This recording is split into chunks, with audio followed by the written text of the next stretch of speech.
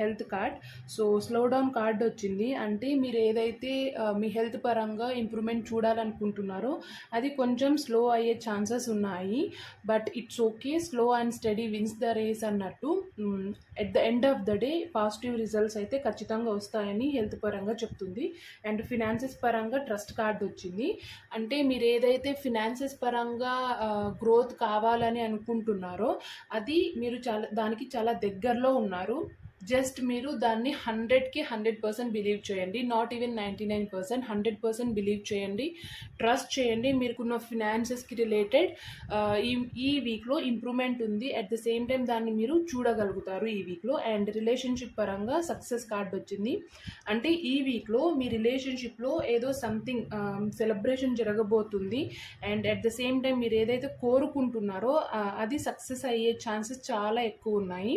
But be very careful.